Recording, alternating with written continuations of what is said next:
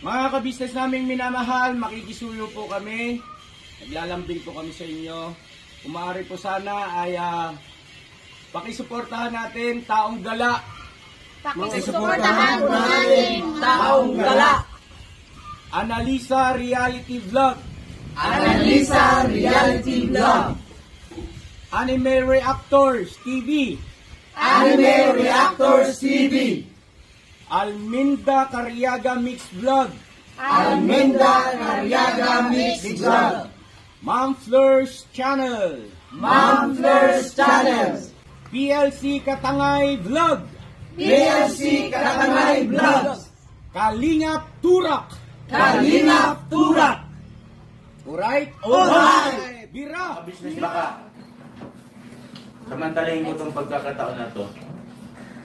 Kung po pwede po sana, lalambing ako sa inyo. Supportahan niyo po yung Anime Reactors TV. Solid ka business po yan. Tapos ano po kasi siya, bedridden na po mga ka-business. So sa pamamagitan ng pagbablog, awa ng Diyos nga, na-monetize na siya. Nagkakaroon siya ng kaunting revenue. Kaya maliliit lang kasi yung views niya. Baka pwede po suportahan natin si Anime Reactors TV. Yan. Pero bedridden na po siya. Kaya mapapansin nyo yung at least na mukha niya, pinapakita niya. Cartoon character. Suportahan po natin yan, Anime Reactors TV.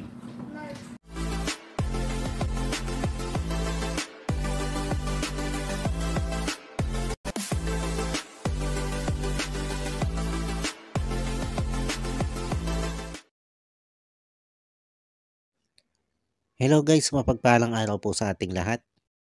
Narito pong muli ang inyong lingkod, Anime Reactors TV. At sa mga hindi pa po nakaka-subscribe dyan sa aking munting channel, ay baka pwede naman pong makipindot na po na subscribe button. At makilike and share na rin po ng aking mga video. At patuloy din po natin suportahan ang Mag-amang Ka-Business Official at Papa Dins TV. At ganun din po yung kanilang second YouTube channel na Ka-Business Family, na kung saan ay ang 3M nga po ng Ka-Business Family ang nagbablog dito. Yun guys, panibagong araw, panibagong reaction ulit tayo. At for today's video po ay gawan po natin ng reaction itong muling pagpunta nila ka-business dito kay Kuya Bong upang kumustahin nga po ito at alamin na rin kung ano nga ba ang mga pinagagagawa nito si Kuya Bong sa ngayon. Dahil nung huli nga pong punta doon nila ka-business ay may usapan silang sasama itong si Kuya Bong sa Bulacan doon sa pagpunta nila sa Lupang Pangarap. Pero nung daanan nila si Kuya Bong doon sa kanyang bahay, ay wala ito doon. Ika ngay missing in action na naman itong si Kuya Bong. At nito nga pong Lunes ng madaling araw, ay nagpasya itong si ka-business na puntahan nila itong si Kuya Bong sa kanyang bahay. At kasama nga niya itong si Intoy at si Bornok pagpunta dito sa bahay ni Kuya Bong. At sinadya talaga nilang alas 2 na madaling araw puntahan ito si Kuya Bong para abutan nila ito dito. Dahil pag araw nila ito pinupuntahan ay hindi nila ito maabot-abutan dito sa kanyang bahay. Lagi itong wala dito. At nito ngang madaling araw na pinuntahan nila ito dito sa kanyang bahay, ay maswerte naman silang inabutan nila dito si Kuya Bong. Kaya lang, ay kita mo sa mukha nito si Kuya Bong na hindi ito naging masaya sa pagdating nila ka-business. At pati nga yung yakap niya kay ka-business, ay tila ba may panlalamig. Kaya masasabi kong tila ba hindi na ito yung dating Kuya Bong na nakilala natin. Yun bang Kuya Bong na pag yumakap kay ka-business ay ramdam mo sa yakap pa lang niya yung pagmamahal niya kay ka-business. Pero ngayon tila ba naiilang na siya kay ka-business. At napansin din ito ni Intoy at Bornok. At maging ito si ka-business, ayon din yung naging obserbasyon niya. Pero sabi naman ni ka-business, nung umalis sila ay iba na yung yakap sa kanya ni Kuya Bong. Mahigpit na daw yung yakap ni Kuya Bong dito sa kanya. Kaya lang ay hindi yun nakuhanan ng camera dahil nga sa kalagitnaan ng pag-uusap ni ka-business at Kuya Bong ay nagpasya itong si ka-business na patayin yung camera para makapagbukas itong si Kuya Bong ng kanyang totoong saloobin. Kaya lang sabi ni ka-business ay kahit patay na yung camera ay yun pa rin yung sinasabi ni Kuya Bong. Kumbaga walang pinagbago. Alam nyo guys, ang nakikita ko dito kung bakit tila ba malamig ang pagyakap nito si Kuya Bong dito kay ka-business ay dahil doon sa nararamdaman niyang pagkailang, dala ng hiya dahil nga doon sa nagawa niyang mali dito kay ka-business. Kahit pa ilang beses yan na sabihin nito si ka-business o ng buong family ka-business, nakalimutan na yung pangyayaring yun, na mag-move on na sa pangyayaring yun at wala na yun sa kanila. Hindi mo pa rin maialis dito kay Kuya Bong yung pagkailang, dala nga nung hiya na nararamdaman niya. Oo, maaaring kay ka-business at sa buong family ka-business ay wala na yun. Kumbaga tapos na yun. Kalimutan na yun. Pero kay Kuya Bong, hindi yung ganon kadali. Lalo na nga't nakakaramdam siya ng pagka-guilty sa ginawa niyang yun. At ang hiya niyang nararamdaman ay hindi lang kay ka-business, kundi pati sa kanyang sarili. At ito yung nakikita kong dahilan kung bakit itong si Kuya Bong ay nahihiyang pumasok dito kay ka-business. Kumbaga yung hiya kay ka-business, sa family ka-business, at yung hiya doon sa sarili niya. At mas pinatitingkad pa yon nung guilty na nararamdaman niya sa kanyang sarili. Dahil nga doon sa kanyang ginawang yon. Kaya para sa akin, ay yun yung nakikita kong dahilan kung bakit itong si Kuya Bong ay ayaw na halos pumasok dito kay ka-business. At doon naman sa muli niyang paglalango sa alak, ay malamang malaki ang kinalaman dito ng pagkabigo niya sa pag-ibig. Hindi kasi malayo na yung naramdaman niyang lungkot nung panahong mawala ang kanyang mga magulang ay doble yung lungkot na nararamdaman niya ngayon sa pagkabigo nga niya sa pag-ibig.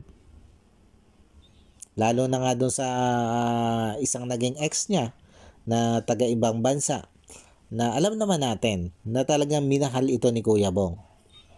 At inasahan nga niya na makakasal siya dito sa February. Tapos ito pa nga, nasundan pa ni Ate Maylin na inasahan din niya na makakasal din siya sa February 12. Pero ang dalawang babaeng ito na kanya minahal ay parehong nawala sa kanya. At naramdaman niya na siya'y ginamit lang ng mga ito. Kaya masakit yun para dito kay Kuya Bong. At marahil ay ito yung dahilan ng kanyang muling paglalango sa alak. At hindi nga natin masabi kung alak nga lang ba ang tinitake niya ngayon.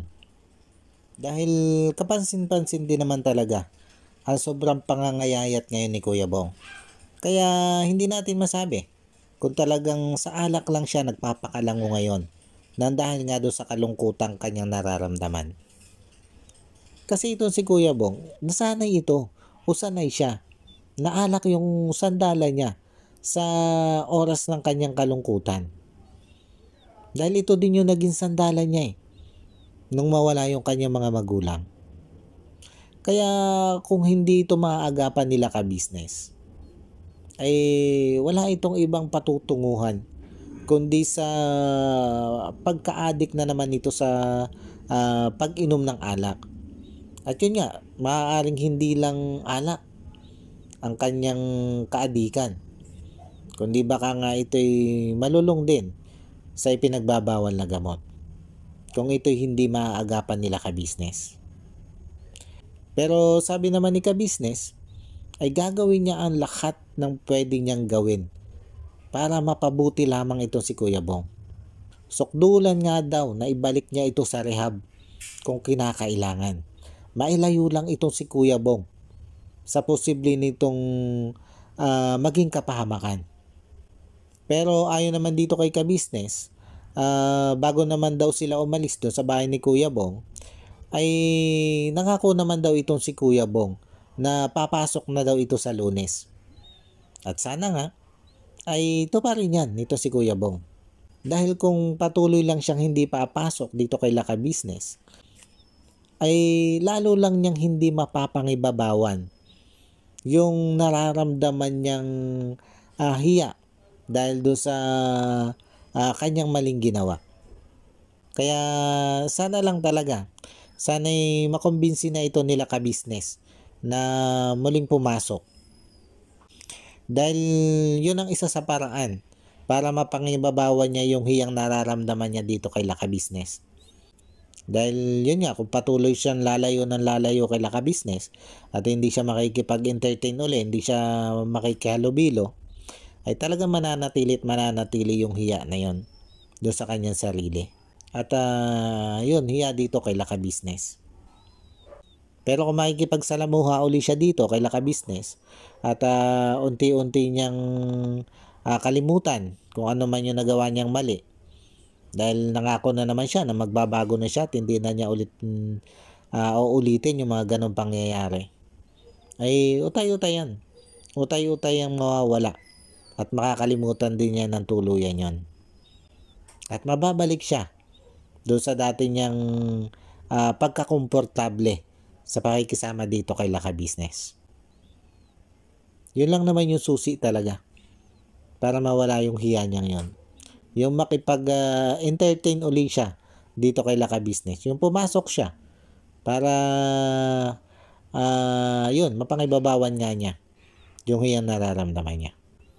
Yun guys, paano po? Hanggang dito na lang muna ulit po itong aking reaction video. At yun, sana po ay naibigan nyo ang reaction video kong ito. At sa patuloy pong sumusuporta sa akin at sa patuloy na nanonood po ng aking mga video, ay maraming thank you po sa inyong lahat. At sa mga hindi pa po nakaka-subscribe dyan, ay baka naman po pwedeng makipindot na ng subscribe button. At makilike and share na rin po ng aking mga video. At yun po, bago tayo magtapos, ay gusto ko pong muling i-shoutout itong si Ma'am Nerissa ng New Jersey.